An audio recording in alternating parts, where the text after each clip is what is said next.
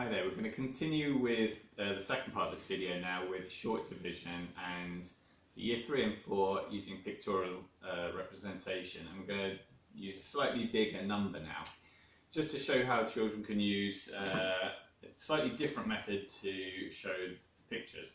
So here I've got 48, let's call them biscuits, and we're going to share them into 3 groups or between 3 people. And again, just like before, I'm going to draw my 3 groups, my 3 people that are going to share these biscuits, and then I'm going to start to group my 48 in these 3 boxes. But if I was to draw a circle for every one of these 48, it would take a long time and I would start probably getting circles all over the place and it would start looking a bit messy. So try and at this stage get the children to know that if they put 10, 20, 30 across the 3 groups, then they'll still have more left over, and it will make their calculations a lot easier. So here's 10 in this group, 10 in this group, and 10 in that group. So there I've given away 30 of my cookies already, but I haven't quite given away my 48 yet, so I still have more I could give away.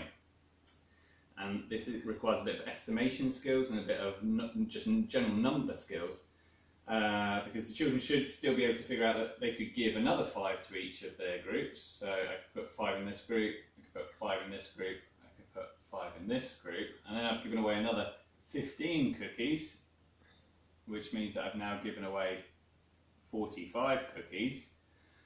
But I still haven't given all of them away, I haven't shared them all out, I still have 3 more. Because the children will be able to know that 45 plus 3 gets them to 48. So they should be able to figure out now that they could give out 1 more cookie to each of these groups, and that would give them 45 plus that extra 3 gets them to 48.